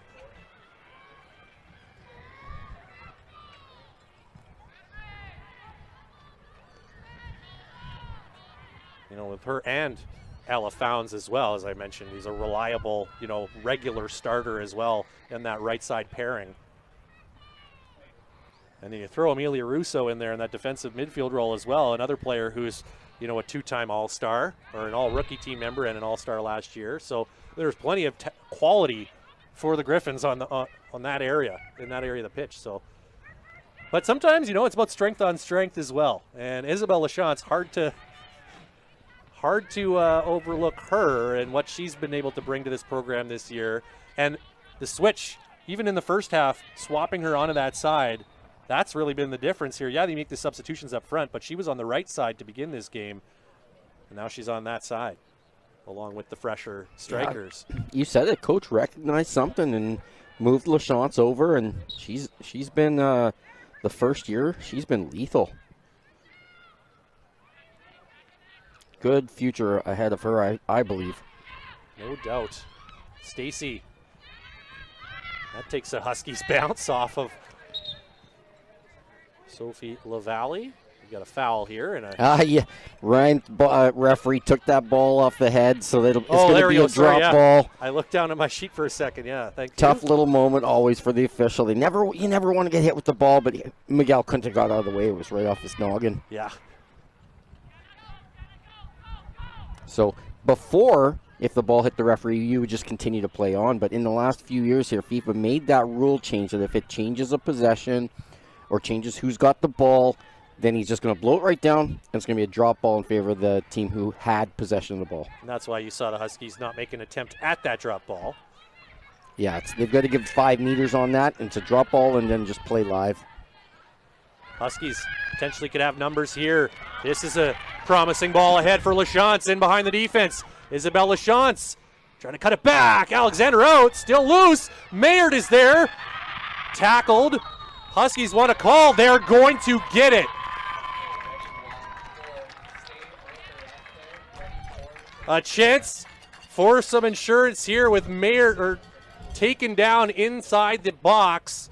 It wasn't a violent tackle, but it took away a great scoring opportunity, and I think that's why you see Miguel Curla point to the spot. Or no, I see you hedging a little bit here, I'm Lee. not sure about that call. You know, we've got the opposite angle of the referee here. I didn't feel it was the right call made, but I'm surprised. I was surprised to see him point, but I think that he looked at that and saw a chance get taken away, and I have to think that's the thought process. Either way, the Huskies aren't going to turn down this opportunity. No, I would have liked to see what Miguel saw from his angle, though. So it'll be Cheyenne Lehman with Sabrina Alexander. 2 for 3 in her career. Lehman makes it 2! And the Huskies have a 2-0 lead. Number 27, Cheyenne Lehman, steps up, places it to the left of the keeper with the right boot, perfectly weighted into the back of the net. And the Huskies are in control, 2-0. With 20 minutes to play in the 90, It's a Cheyenne Lehman kind of day. She's got the brace, and perhaps a debatable call to put that ball on the spot. But again, the Huskies, they'll take it. The Cheyenne Lehman clinical execution from the spot. Her third penalty goal in her Huskies career, second this season. She's 2 for 2 from this spot, and now 3 goals overall. And some breathing room for the Huskies. Definitely, I mean, obviously the 10-0 win over Lethbridge was their most impressive home performance this season, but if you factor in the quality of opposition, right now, at this stage of the game, this has to be their best performance at home. Given the stakes, given the team across for them. I was just thinking the exact same thing. But, again, they've still got work to do, and a third sure wouldn't hurt. Here's Vieira across, but too far for LaChance. And the Huskies just really have the Griffins on their heels right now. And it's full value. It's full value. This is the proper scoreline for this match. The Huskies keep coming at them. Well, the stats are all lopsided on the Huskies side of the ledger right now. And the Griffins don't know how to handle LaChance. She's really giving them fits over there on that left side. Yeah, LaChance has been so good. And seems to have a motor that doesn't quit. So 3 subs now coming in for Dean Cordero's Griffins. Try to get a look through my binos here. Kalina Bezzetta's off. We got Nikki Brodeur coming back into the game, and then also into the game Hannah Corrigan and Amy Runquist for MacEwan. I did not see who they took off. Oh, I see the players went out the far side. So Selena Samau and Emma Clark are the other 2 players who have left the pitch. So a couple of defensive subs there for Dean Cordero. Although both those players that I just mentioned, Hannah Corrigan and Amy Runquist, are interestingly listed as defenders / forwards. So, but they did just take off the left half of the back line. And now here's Lehman. Out wide, Vieira. Cassidy Vieira into the middle. This will get through.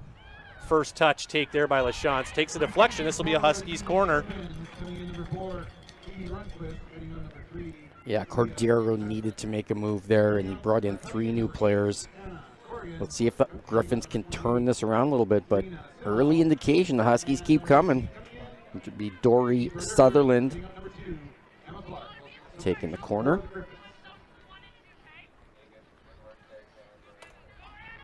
Sutherland in swinger, headed clear, and finished up by Sophie LaValle. Man, the Griffins just haven't had the ball much at all here in the second half. Here's Lehman! Oh, just missed the hat trick. And I mean just by about a foot there. Yeah, she held her line. She stayed on side, and Sutherland passed the ball. And Cheyenne Lehman just got the touch, but If you think about it, back to that first half, and the Huskies were flagged 3 times fairly early for offside. They were testing that back line, trying to gauge how much they could, push forward, and they've clearly adjusted here in the second half. And they really forced MacEwan to retreat into a bit of a defensive shell here, and yet they're still finding openings. They're using their speed, and they're just carving it up right now. And it seems like MacEwan just is looking a little unsure of themselves. Well, it's credit to the Huskies. This is the other, like you said, they dominated a big win over Lethbridge, but you got to look at the competition. You got to look at what the game means, who they're playing against, and I think this is the best 20 to 25 minutes I've seen them really play this season. Yeah, it's definitely the best half for sure. Easy clearance, and oh my. Yeah, the booking's coming out for sure. Far too aggressive there by Founds on the back of Cheyenne Lehman. Takes a licking but keeps on ticking. She's not the biggest player out there, but she's one of the tougher ones, that's for sure. And she gets back up, gets a nice round of applause. But yeah, easy yellow card there on Founds, who clearly just misread that. I don't think she had her mind on just plowing over Cheyenne Lehman, but sometimes that happens, and she's a lot bigger than Cheyenne. You could hear that collision, though, all the way up here in the broadcast booth. So Founds, the first booking for MacEwan today, as she now clears that ball towards the first row of the east side stands. Shots are 15-2 Huskies. That's not a stat line you expect to see between these two teams. Not in the recent history. They've been very tight games. As mentioned, last time they faced each other here, it was 2-2. It was a 1-0 game in Edmonton a couple of weeks ago where the numbers were fairly even on both sides other than the one goal. Yeah, you look at the stats in that game in Edmonton, and it was nearly dead even. Yeah, on all not the the numbers. Same here. For whatever reason, the Griffins, and again, you know, they're in pretty dire straits today, but they never won here. I don't know what. Maybe it's something about the turf. I don't know. Whatever it is, it's just they don't seem to be super comfortable here. Although they did nearly win the last game here before Lehman's Olympico heroics last season. Here's a ball in from Sutherland, but right into the midst of Sabrina Alexander. So can the Griffins make a late push here? We're into the final 15 minutes plus stoppage time, and they're going to need one pretty quickly if they have any hope of splitting the points.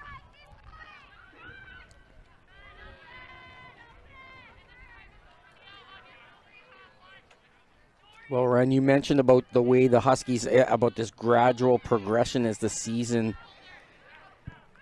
is going forward, and they have come to task today, and this is exactly what they wanted to see in the first game of this really 4 games that is going to make or break their season. And of course, as good as this will feel, should they secure this win, they'll need to flip the page pretty much immediately because they've got another critical game tomorrow against the team that has, at least right at this very second, moved ahead of them in the standings. Although they get the 3 points, they will move back ahead of Alberta by 1 point. But job still not over. Here is a ball in by Brodeur, cleared away. Yeah, the Huskies will have to replicate this 2 or 3 more times if they really want to put some pressure on the teams ahead of them and move up the standings. And of course, mentioned they do have to go into Calgary to face the Dinos and Mount Royal Cougars. Now, they did lose to both those teams here at home earlier, but they did also beat those two teams in preseason play in Calgary. So psychologically, at least, they know they are capable of beating both those teams, and not only beating them, but beating them on the road. So, you know, you can put the caveats in there about preseason lineups and that sort of thing, but it wasn't like it was a bunch of rookies that were playing each other. There were a lot of the regulars in the lineups for both teams because you're getting tuned up for the season, obviously.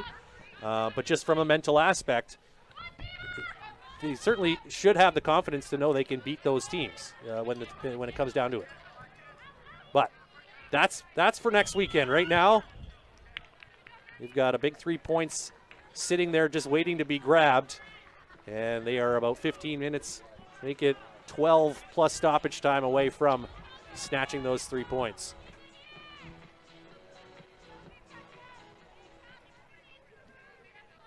The Griffins, meanwhile, will head down to Regina to take on the Cougars tomorrow, and you know Regina will be looking to close the gap. The Shants won't be able to track this one down. Odinga wins the race, but you know Cougars obviously lost today to Alberta, but if this score line holds, they'll be 6 points back of MacEwan going into that matchup tomorrow. So a Regina win, and they're right back in the mix, right in the thick of the hunt. So again, we've been talking about it all day, but that's what's fun about this time of year is these playoff races really heat up. The season goes by in a blink, and the stakes rise with every passing weekend.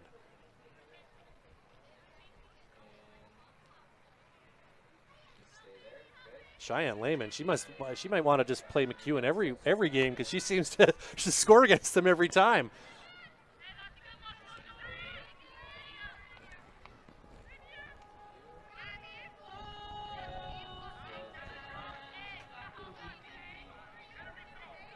So Alexander with a little bit of urgency here to get this goal kicked back into play. This is a substitute Corrigan, first-year Griffin. Long ball forward. Nicholas Clark taken down, and the foul given.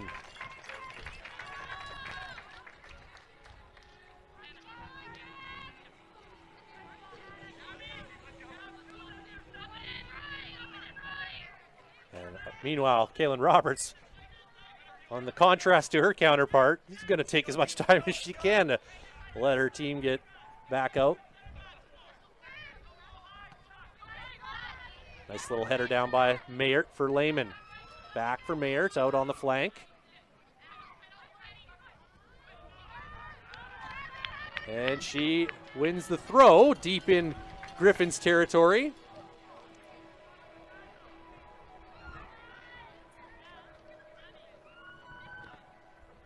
Well, if the history is any indication, the Huskies last time they had this weekend duo, it was pretty successful. I mentioned the 2-2 draw against MacEwan, and I have to correct myself because the Olympico by Cheyenne Lehman was tied the game at 1. So it wasn't what secured the draw. It was actually Jade Homefan who scored in second half stoppage time to get the draw.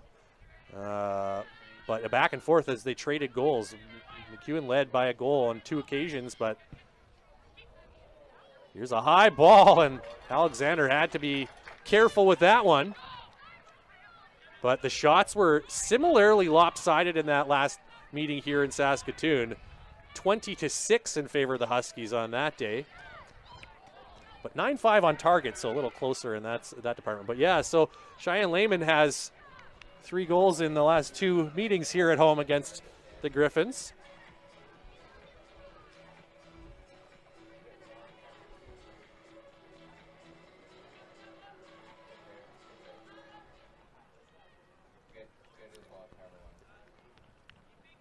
About 8.5 minutes left plus stoppage time. Huskies are going to bring in Alyssa Dagnoni. She's been resting since the half, and I suspect she will take Isabel Lachance. Yeah, Lachance to the technical area, gets a pat on the back from head coach Jerison Brandica Hamilton. Job well done by Isabel Lachance.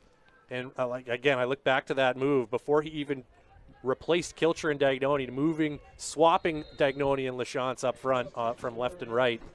That really seemed to unlock something.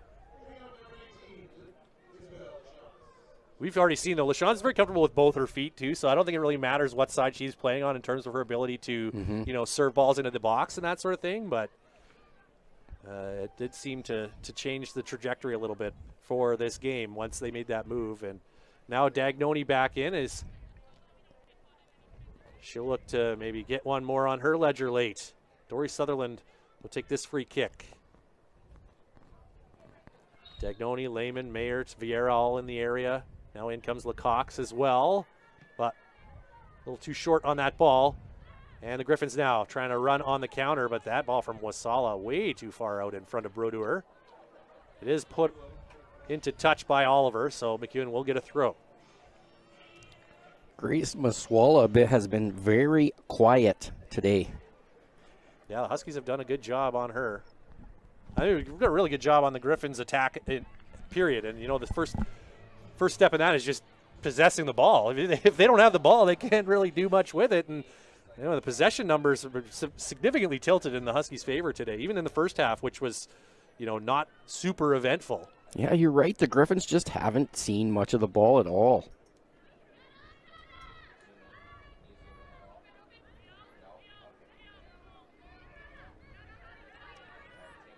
Corrigan making a bit of a run here. Has help in the middle. But Hobel, not a great touch. Taken away. And the Huskies quickly turn it back. Mayert, and that was a little ambitious there. But you're up 2-0 late, so it's not as egregious. Huskies looking for their first win over MacEwan since 2019. And in a pretty good spot, but here's Musala. Out for Runquist. She runs into Stacy, not once, but twice. Into the middle, and that attempt turned away by Nguyen. Dagnoni sends it forward, but well out of the reach of Cheyenne Lehman. The Huskies, in fact, had been held off the scoreboard in the last 2 meetings with MacEwan, the one earlier this season and then the second meeting last year also in Edmonton. Those are the 2 meetings since that 2-2 draw here on September 7th of last year. fact, 4 of the last head-to-head meetings have been in Edmonton. It was weird scheduling stuff from year to year there. That's why they've had, 11 meetings in conference play, and yet just 4 have been here in Saskatoon over the years. We've got a foul against the Griffins. Bit of a cynical challenge there. And that one goes against Bryn Hobel. Second card of the match against MacEwan.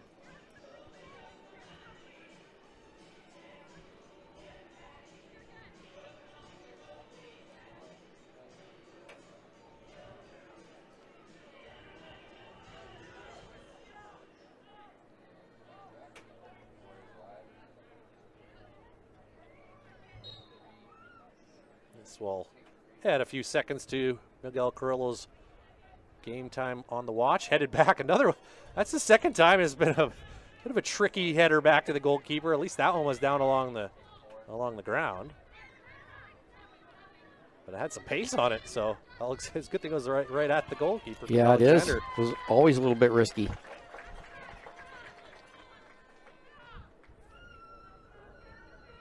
Husky throw upcoming. We're inside 4 minutes left in the 90.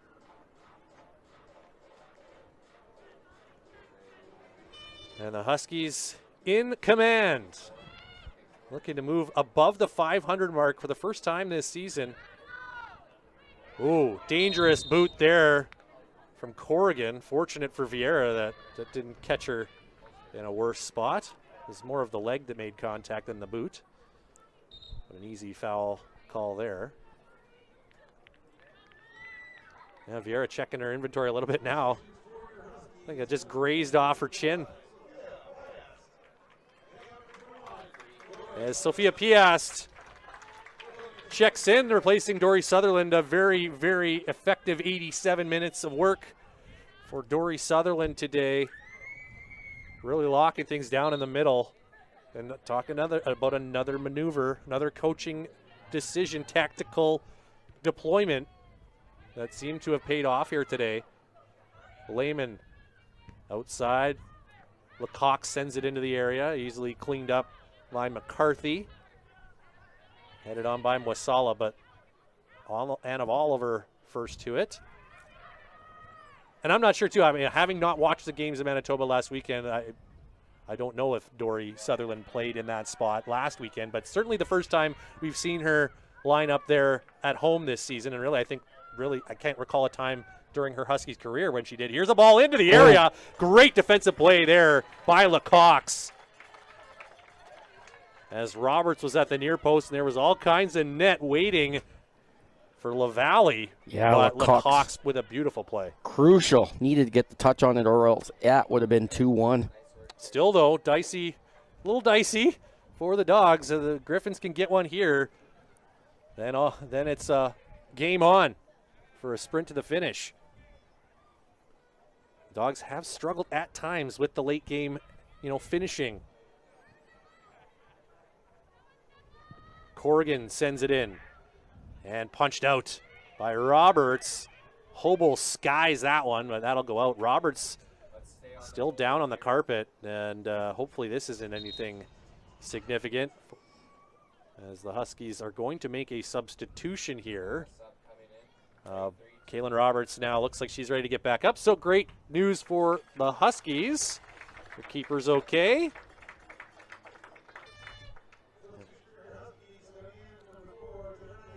And Taryn Isaac making a late appearance, replacing Cheyenne Lehman. So Taryn Isaac's going to play up front. Look at this. Look at her, too. She comes out and gives a little raising of the roof as the center back is going to play striker here for the final couple minutes. I love this. Why not? She's good in the air, too, so that's true. I wonder when the last time she's lined up front, ever, if ever. But the Griffins looking to pull one back here late. Odinga, beautifully handled by Stacy. Two tremendous players here going toe-to-toe. And now Odinga forced down into the corner, and it will be a Griffins corner kick. And you can understand the Huskies have just pulled their foot off the gas ever so slightly here in the last few minutes. sensing the finish line, but again, the Griffins, they're going to play right to the final whistle here. Corrigan once again will take the free kick. This will be an outswinger. Headed down, and Roberts makes the save. She's taking a couple bumps here in the last few minutes, but Kaylin Roberts, she's going to grit it out, and after being robbed of a clean sheet last week, she would love to get it finished off here today. You know that. Yeah, she needed to be there. She made the stop. I literally mean robbed. Good play. It's just a brutal call, by an absolutely brutal call. Yeah, I'm still in disbelief. Griffins continuing to press. That's taken away, though, and Dagnoni is going to pound it forward. Merritt will take a look, but it's back to the feet of Sabrina Alexander. We're into second half stoppage time now. Oliver takes it away. Piast. All you want to do now is just keep that ball away from your 18-yard box. Keep it away from your goal. Doesn't have to be pretty. One more sub. Danielle Lehman, I believe, looks to be checking back in for a couple last moments. Yeah, just run out the clock, make a couple substitutions, keep the ball away from your penalty area. And Lehman will replace Cassidy Vieira back in that middle, in the attacking midfield spot. So that was the swap earlier at the half, and it's swap back as Lehman returns to close this one out. Mayert just caught ankles there with Corrigan. And it will be a Husky throw.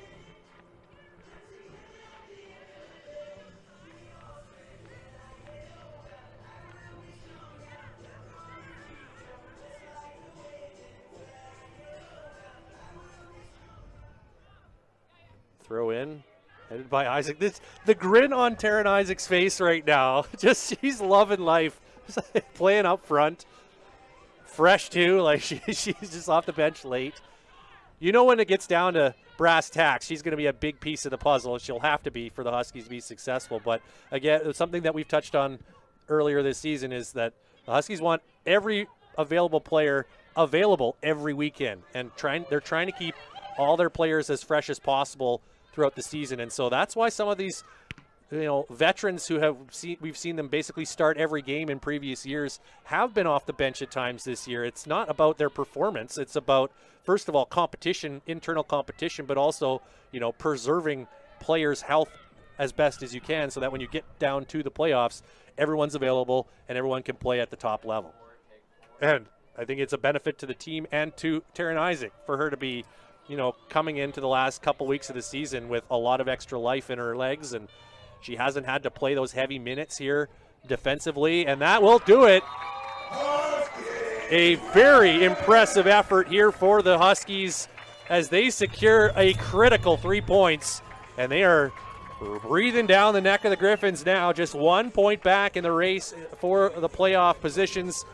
2-0 the final. Cheyenne Lehman with both goals, one off the header and the other on a perhaps a little debatable penalty call, but the Huskies are not going to apologize for that as they got a rough break last weekend. It didn't cost them the game, but the bounces tend to even out over time, and the Huskies take care of business here today in very impressive fashion.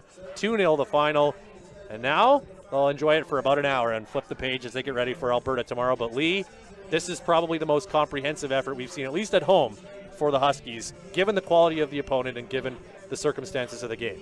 Given the circumstance of the game, the quality of the opponent, what was on the line, full value. The Huskies did everything they needed to do. They completely outplayed the MacEwan Griffins, didn't allow much at the back at all, and the possession, and it was a full-on attack for a lot of this second half.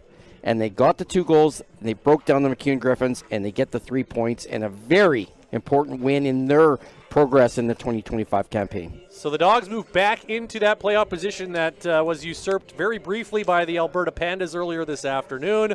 And more importantly, they pull within 1 point of the Griffins in the Prairie Division table. with the Pandas coming into town tomorrow afternoon, we'll have that game for you right here. Same bat time, same bat channel. A special afternoon today for Play for a Cure. Another special afternoon coming up tomorrow to kick off Women in Sports, the Women in Sports kickoff, as the Huskies will take on the Pandas, and there will also be a post-game panel discussion with a bunch of great Husky athletes past and present. So lots going on tomorrow, and the Huskies can enjoy this one, though, going home with a 2-0 victory to improve to 5-4 on the season. The Griffins fall to 0-3 on the road. All three of their losses coming away from Edmonton. They're now 5-3-1 through their first 9 games. They'll be in Regina tomorrow to take on the Regina Cougars. That wraps things up here from here in Saskatoon. On behalf of Lee Cormish and our entire production crew, bigger than ever here today, but they all did a fantastic job. I'm Ryan Flaherty. Thanks so much for watching. You've been watching Canada West Women's Soccer on Canada West TV.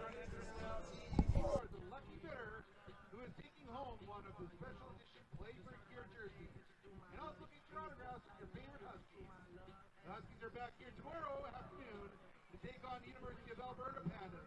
Kickoff is at 2 p.m. and the game is the Women's Sports Season Kickoff event with a panel featuring Husky athletes and alumni taking place after the game. Get your tickets now at huskytickets.com.